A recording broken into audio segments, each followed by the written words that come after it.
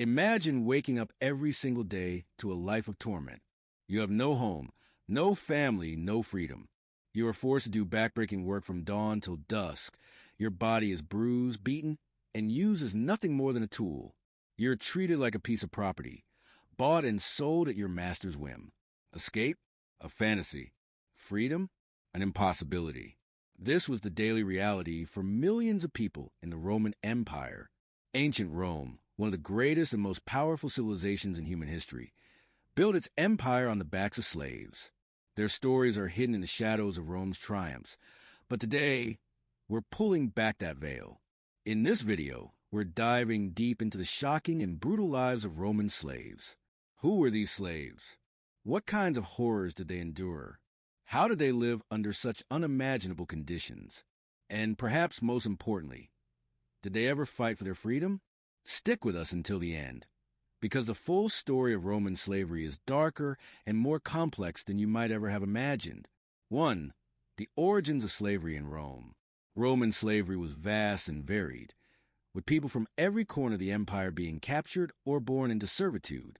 But how did this institution begin? The foundation of slavery in Rome came from the idea of war captives. The Romans fought wars constantly, whether against neighboring tribes, foreign empires, or rebellious provinces. Every victory meant spoils, and one of the primary spoils was human labor. Rome's wars of conquest against the Gauls, the Carthaginians, the Greeks, and many others produced a steady stream of captives. These prisoners were marched back to Rome or sold throughout the empire as slaves. This continued for centuries, and by the height of Roman power, there were millions of slaves living under Roman control. But not all slaves came from foreign wars. Some were criminals or debtors. Those who couldn't pay off their debts could be sold into slavery. If someone was caught stealing or committing other crimes, they might be sentenced to a life of slavery as punishment. Others were simply born into slavery. Their parents were slaves, so they too had no choice but to live as property. 2. The different types of slaves in Roman society. Slavery in Rome wasn't a one-size-fits-all system. Slaves fill a variety of roles, each with its own level of hardship and danger. But regardless of their position, all slaves were denied freedom. A. Agricultural slaves, the backbone of Roman agriculture. The majority of slaves in ancient Rome worked on farms, particularly in large agricultural estates called latifundia. These estates produced grain, olives, grapes, and other goods that were critical to the Roman economy. For many slaves, life on these estates was one of the most grueling forms of labor. Work in the fields. Life on the farm was exhausting. These slaves were forced to toil in the fields from sunup to sundown. Their days were spent sowing, reaping, and tending animals under harsh conditions. Even in winter, there was always something to do, be it preparing the land for planting or maintaining the farm's infrastructure. Little rest. Slaves working in agriculture often didn't have time to rest. Their masters needed constant production, and the workload never stopped. Physical toll. The work was backbreaking. There was no time for self-care, and most slaves were in poor health by the time they died. Many died young. The fear of punishment. Any mistake was severely punished. If a slave was caught resting or slacking, they might be whipped, starved, or even branded with hot iron. B. Household slaves, living at the mercy of their masters. While farm slaves had it rough, those in the household fared slightly better in terms of comfort, but they still lived in constant fear and servitude. Household slaves worked within the homes of wealthy Romans, performing tasks such as cooking, cleaning, and caring for their masters. Life in the house. The number of household slaves varied greatly, depending on the wealth of the family. Some wealthy families had dozens of slaves, while others may have had only a few. Their roles included serving meals. Slaves in the kitchen were often responsible for preparing food for their masters and guests. Personal care. Wealthy Romans had personal slaves to help them bathe, dress, and even groom their hair.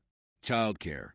Many slaves were tasked with looking after children, especially the young ones, and were often the first caregivers for the elite Roman families. But even though they lived in better conditions than agricultural slaves, household slaves were still at the mercy of their masters. A simple mistake could lead to a brutal punishment. Some were forced into sexual servitude, while others were subject to their master's whims, whether that meant endless work or harsh physical punishment. C. Gladiators, slaves fighting for survival and glory. Perhaps one of the most infamous forms of slavery in ancient Rome was the gladiators, slaves who fought in arenas for the entertainment of the masses. The gladiator life. Gladiators were often slaves captured in war, criminals, or those in debt. Once they were sold to the gladiator school, they were trained in the deadly arts of combat. Gladiator schools were brutal places where the men were forced to train for hours, often with little food and barely enough rest. The arena. Gladiators fought in the Colosseum, where the crowd cheered for bloodshed. Some gladiators died in their first fight, while others became famous for their skill. The fight for freedom. If a gladiator survived long enough and performed well, they could be granted freedom. Some gladiators even gained wealth and fame.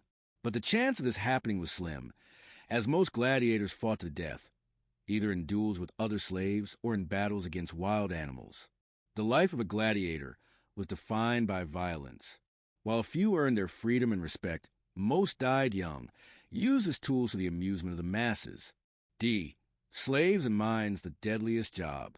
The most dangerous and deadly form of slavery in ancient Rome was working in the mines. Mines were essential to the Roman economy because they provided precious metals and other resources. But they were also the most horrific places for slaves. Working in the darkness. Slaves in the mines lived and worked in conditions that can only be described as hellish.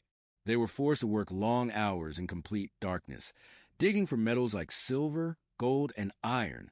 The air in the mines was thick with dust and toxic fumes. Short lives. Most slaves who worked in the mines didn't survive long. The work was physically grueling, the conditions dangerous, and the masters didn't care about the lives of their slaves. Punishments.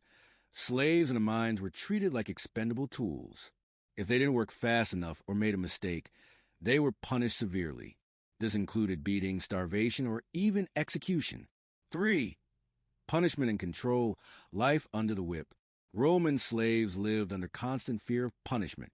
The law of society and their masters reinforced that they had no rights and no escape.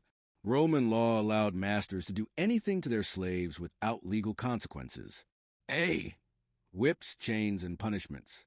Slaves were controlled by fear and violence. Beatings were a common punishment for slaves who didn't work fast enough or failed in any way. Slaves could be whipped, chained, or even branded as a mark of punishment. Whipping. Whips were used for minor offenses. Masters often kept whips in their homes, ready to lash out at any slave who showed disobedience. Branding. A severe punishment for those who tried to escape or broke major rules. Slaves who were branded carried the mark for life. Crucifixion. One of the most gruesome punishments was crucifixion. It was often reserved for rebellious slaves. Crucifixion was public, painful, and intended to send a message to all slaves that defiance would not be tolerated. For the few who gained freedom, manumission. While it was rare, some slaves were able to gain their freedom. This process was known as manumission. A. How manumission worked. Manumission could happen in several ways. Reward for good service. A master might decide to free a slave for loyal service or as a reward for hard work. Saving enough money. Some slaves were able to save money by working extra jobs or getting paid for certain tasks. Once they had enough money, they could buy their freedom. Wills and decrees. A master could free a slave in their will. This meant the slave would gain freedom upon the master's death. B. Life after freedom. Even if a slave was freed, life wasn't easy. Freed slaves still faced prejudice and were often treated as second-class citizens. Many freed slaves continued working for their former masters, albeit under a different status. Freedmen and freedwomen. These individuals were still not completely free. They were part of a lower social class and were often required to continue serving their old masters in some capacity. The struggle for equality. While they gained some rights, freed slaves still lacked the full privileges of freeborn Romans. They could marry and own property, but they still faced discrimination. 5. Rebellions, the fight for freedom. Some slaves refused to accept their fate and fought back. The most famous of these rebellions was the Spartacus Revolt. A. Spartacus, the gladiator who led a slave army. Spartacus was a gladiator who led a massive revolt against Rome. He and his fellow slaves escaped and built an army of thousands of slaves. For 2 years, Spartacus and his army fought Roman legions and gained significant victories. Despite their success, the rebellion was eventually crushed. Spartacus and thousands of his followers were killed, and their bodies were crucified along the roads to serve as a warning to other slaves. But Spartacus and his rebellion became a symbol of resistance. Though they failed, they showed that slaves were not just passive victims. They fought for their lives and their dignity. 6. The legacy of Roman slavery. Roman slavery was not just a system of labor. It was a key part of the empire's foundation. Slavery was deeply embedded in Roman society, economics, and politics. An empire built on slavery. Rome's infrastructure, its roads, buildings, and monuments, was built by slaves. The Roman economy was entirely dependent on slave labor. The cost of empire, the wealth and power of Rome came at a terrible price. The lives of millions of slaves were sacrificed to build the empire that would last for centuries. 7. The economic importance of slavery in Rome. Slavery wasn't just a social institution. It was the backbone of the Roman economy. The empire's vast wealth, which allowed it to fund wars, build cities, and maintain its political structure, was largely due to the labor of slaves. In a society where the rich and powerful depended on the labor of the enslaved, the absence of slave labor would have meant economic collapse. A. Slaves in agriculture and the production of goods. Most Roman slaves worked on agricultural estates called latifundia. These estates were large farms that produced everything from wheat to wine. Slaves did everything on these farms: sowing seeds, harvesting crops, caring for animals, and sometimes even processing the raw materials into finished products. Without the labor of these slaves, the Romans would have been unable to feed their growing population or support the large military that was essential for maintaining their empire. These agricultural slaves were crucial for production of grain, one of the most important commodities in Rome. Wheat was used for making bread, a staple of the Roman diet. The empire's insatiable need for grain made agricultural slaves indispensable. They were the workers who ensured the empire's survival. B. Slaves in industry and craftsmanship. Beyond farming, slaves were also employed in workshops, mines, and factories. Many of Rome's finest goods, pottery, glassware, textiles, and even luxury items like jewelry, were produced by enslaved artisans. These slaves had specialized skills, making them valuable contributors to the economy. Slaves worked in metal workshops, producing tools, weapons, and armor. Others worked in textile factories, weaving fabric that would be sold in the empire's markets. Slaves with skills in arts and crafts were highly valued by their masters, who often kept them as prized possessions. In the mines, slaves worked under brutal conditions, extracting precious metals such as gold, silver, and iron. They were treated as tools, nothing more than expendable laborers in an industry that demanded constant production. See, slaves in the Roman military and administrative systems. Slaves were also used in the Roman military, but in less obvious roles. While slaves did not fight as soldiers, many served as attendants to Roman soldiers. They carried their armor, cooked meals, and managed supplies. This made life easier for Roman soldiers, allowing them to focus on combat. In the administration, some skilled slaves worked as clerks, secretaries, and accountants. They helped to manage the vast Roman Empire's bureaucracy. Their roles were essential for the smooth functioning of the empire, as they organized records, oversaw tax collection, and helped maintain the empire's infrastructure. Slaves were often employed in official positions that required literacy, and many served as public administrators or personal assistants to government officials. Their intellectual labor supported the political structure of Rome, even if they themselves had no political rights. A. The role of the Roman master. A Roman master had absolute control over his slaves. He could command them to perform any task, punish them for disobedience, and even kill them without facing legal repercussions. The legal concept of dominium allowed the master to treat his slaves however he wished. Masters could also choose a manumit free, their slaves if they felt it appropriate, though this was often based on the slave's loyalty, service, or usefulness. Even though some slaves had gained their freedom, they still lacked full Roman citizenship. Freed slaves had fewer rights than freeborn Romans, and they remained in a lower social status. Some masters chose to free their slaves in their wills, though this often had ulterior motives. A master might free a slave in order to have someone to take care of them in their old age, or to ensure that the slave would remain loyal even after they were freed. Despite the possibility of manumission, it was not a common occurrence. B. Slave revolts and rebellions against the system. While most slaves lived in constant fear of their masters, some dared to rebel. The Spartacus Revolt of 73 BC is the most famous slave rebellion in Roman history. Spartacus was a gladiator who, along with fellow slaves, escaped their training camp and began a revolt. The slaves were able to capture several cities and even defeated Roman legions in the early stages of the revolt. Despite their victories, Spartacus and his army were eventually cornered by the Roman forces. After a fierce battle, Spartacus was killed, and his followers were crucified along the roads leading into Rome as a brutal warning to other slaves. The rebellion was crushed, but it served as a symbol of resistance for many enslaved people throughout the empire.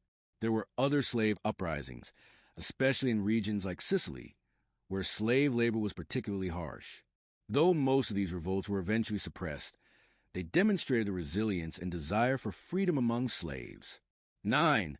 The social and cultural impact of slavery in Rome. Slavery was woven into the very fabric of Roman society. It affected everything from the economy to family life, and even cultural norms. A. Slaves in Roman families. In Roman households, slaves were essential for managing day-to-day life. A Roman family could consist of many slaves, who took on various roles. Some slaves worked as familiar members, acting as caretakers for children, tutors for education, or servants for elderly relatives. Others worked in the fields or helped run businesses. Slaves were often the ones who prepared meals, cleaned homes, and maintained gardens. In a Roman villa, it was the slaves who made sure that everything ran smoothly for the household. Without slaves, Roman families would not have been able to function in the same way. For elite Roman families, slavery allowed them to live lives of luxury. Wealthy Romans could spend their time in leisure and politics, leaving the labor to their enslaved workers. B. The psychological toll of slavery. The mental and emotional toll of being a slave in Rome cannot be understated. Slaves were constantly aware of their low status in society. They were treated as property, and their human worth was seen as negligible. This constant dehumanization took a psychological toll. Many slaves lived in constant fear of being punished or sold, separated from their families and loved ones. They had no control over their lives or bodies. The fear of being sold or losing their family members was a constant source of stress. Many slaves tried to maintain some form of family bonds, but these relationships were fragile, often broken apart when a slave was sold or relocated. Slavery also stripped individuals of any sense of personal dignity.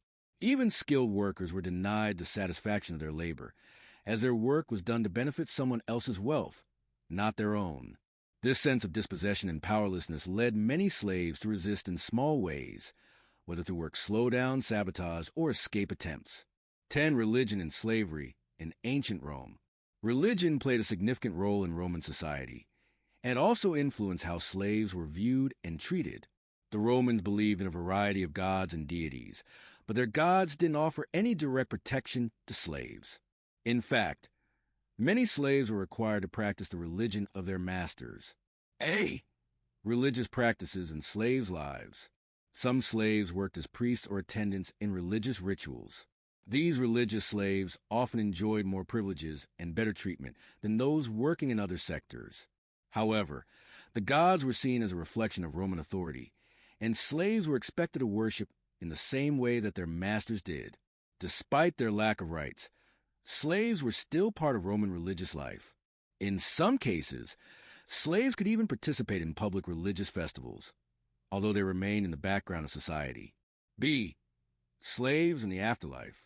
Romans believed that their lives on earth were just a prelude to a spiritual existence in the afterlife.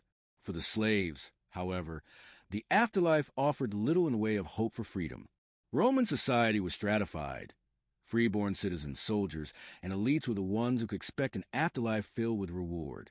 Slaves were often left out of these religious promises, as their status in life dictated their future in the afterlife. However, Many slaves found solace in the idea of an afterlife, believing that the suffering they endured in this life would eventually lead to peace and happiness in the next. The belief in life after death helped many to endure the brutality of slavery. 11. The fall of slavery in Rome. The system of slavery in Rome lasted for centuries, but it eventually began to decline. Changes in the Roman Empire, such as the spread of Christianity and the weakening of the empire's economy, led to the slow erosion of slavery as an institution. Christianity, which spread throughout the Roman Empire, taught that all people were equal in the eyes of God.